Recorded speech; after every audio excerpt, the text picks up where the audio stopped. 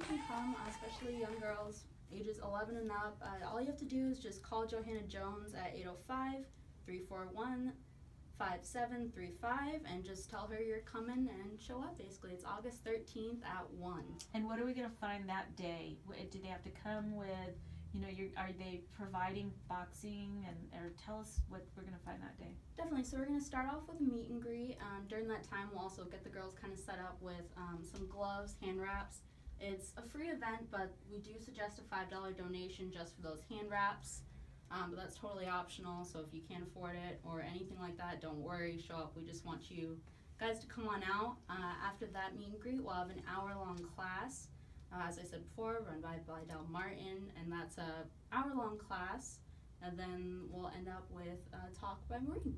All right. Helping girls bring out the best in themselves, giving them opportunities to just grow as young women and being the best they can be in different events. Like we have this boxing event, and we have events all throughout the year in groups where girls can just kind of have a platform to talk about what's going on in their lives. And of course, you are listening to the Kim Pagano Show, the brighter side of life. And we have Alyssa Gruger in here, and also Maureen Shea. And Maureen, welcome, and thank you so much for being here. Oh, it's my pleasure. Yeah, so tell us a little bit about your journey, and I love it. Fighting in My DNA is the T-shirt that she's got right here. So. Well, I'm Mexican and Irish, so it's got to be there Okay. somewhere. Even though, I didn't have family that fought that I know of that boxed, but it's somewhere. You like that? Oh yeah, like it. the Bronx will come out. I I'm know. also wearing a Yankee hat. For the Yankee fans out here, I'm representing. Okay. All right. So when did you know? I mean, how young were you when you started? I probably started it in my mother's womb when I was fighting in there. Fighting through yeah. the womb, yeah. And I had some emotional struggles when I was younger. And my mom says, I always asked for a punching bag. She had a Joe Palooka, and I'm totally gonna date myself right now, but it's like the blow up dolls that you hit and they go down, they come back up. I had one of those, and I always wanted a heavy bag, or something to hit. And I just had a lot of misplaced rage, and I think it was a struggle with my emotions and not really knowing how to communicate what I was feeling and being really frustrated, so it came out in a violent manner. And it happened as a kid. I would break things in the house because I couldn't communicate. I couldn't use my words. I didn't know what I was feeling. And a lot of things led to the boxing, but one of the main things was I was in an abusive relationship when I was 18 years old, and I went to the gym to better myself for my boyfriend because I thought I had very low self-esteem. I thought I was fat and ugly, and I went to the gym thinking I'd be better for him because it was all about him.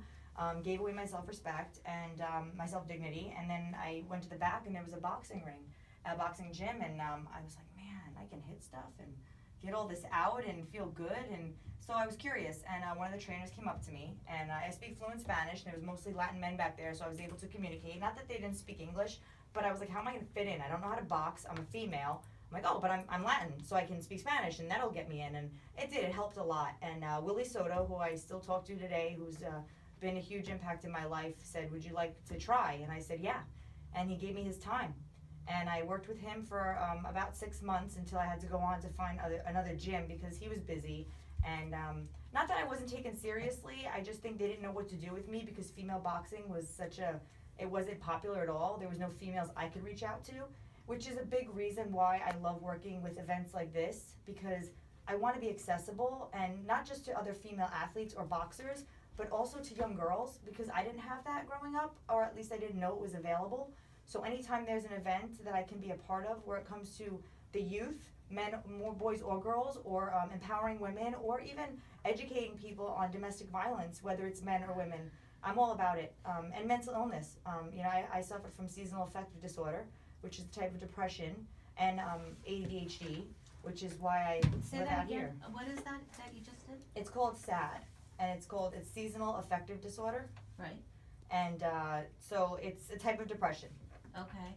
Which is a big reason why I moved out here, because I was on antidepressants most of my life. And so is it from seasonal? It's seasonal. For me, it's seasonal. There's depression, but people don't understand that depression is debilitating. It is a chemical imbalance in your brain, and it comes. It's not recognized in a lot of people. But for me, I was diagnosed bipolar when I was 14 years old because I was misdiagnosed because I had ADHD and depression. And some people need to be medicated, some people don't. Some people.